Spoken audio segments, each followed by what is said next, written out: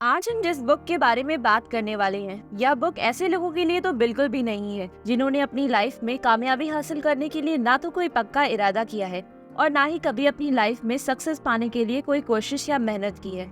वे बस अपनी जिंदगी को बेमकसद गुजार रहे हैं या फिर जिंदगी के सफर में जो कुछ भी मिला उसे किस्मत समझकर स्वीकार कर लिया। यह बुक आपके और हमारे जैसे लोगों के लिए है जो अपनी लाइफ में कुछ करना चाहते हैं। वह चाहते हैं कि वह अपनी लाइफ में कोई ऐसा काम करें जिससे हमारे फैमिली मेंबर्स को हम पर गर्व हो।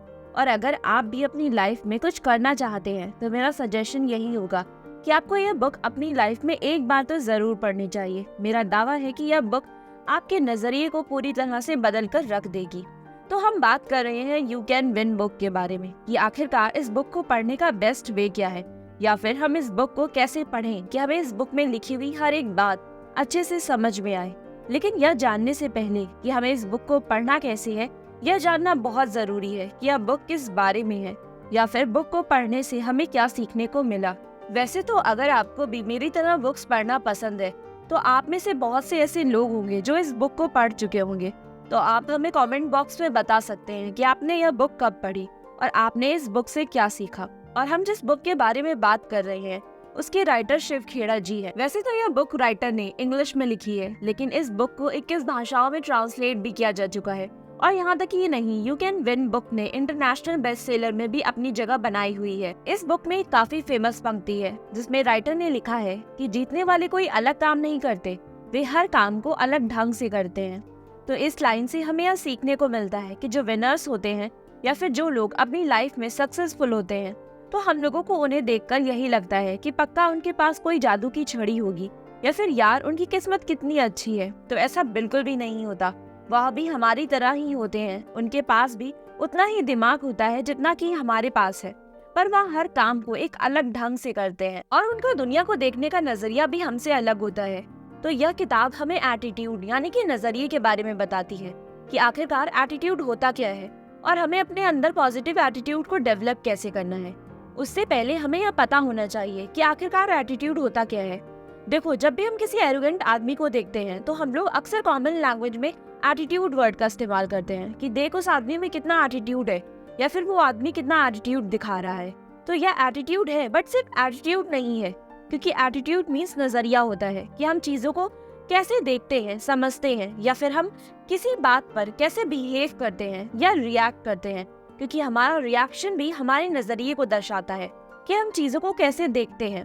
एटीट्यूड हम इंसानों की लाइफ में बहुत इंपॉर्टेंट होता है, लेकिन वह कैसा होगा यह हमारी सोच पर डिपेंड करता है। एटीट्यूड दो तरह के होते हैं, पॉजिटिव एटीट्यूड और नेगेटिव एटीट्यूड।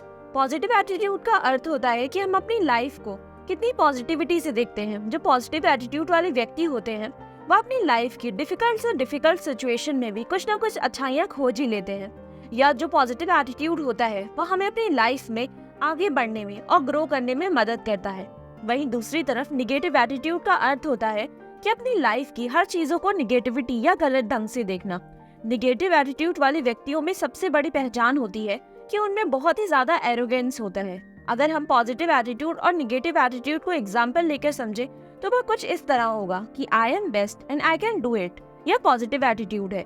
लेकिन निगेटिव एटीट्यूड वह होता है जिसमें हमें सिर्फ यही लगता है कि सिर्फ मैं ही बेस्ट हूँ और यह काम तो सिर्फ मैं ही कर सकता हूँ। एटीट्यूड हमारी लाइफ में बहुत ही हेल्प करता है, और अगर आपको अपनी लाइफ में सक्सेसफुल इंसान बनना है तो संघर्ष तो करना ही पड़ेगा।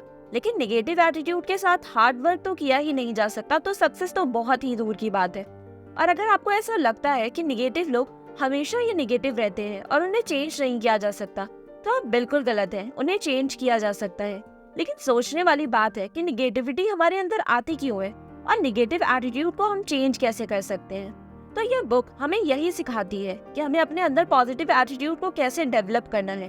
अभी हमने आपको बताया कि यह बुक किस बारे में है, लेकिन अब यह सवाल उठता है कि इस बुक को पढ़ें कैसे कि इस बुक में लिखी हुई हर एक बात हमें अच्छे से समझ में आए।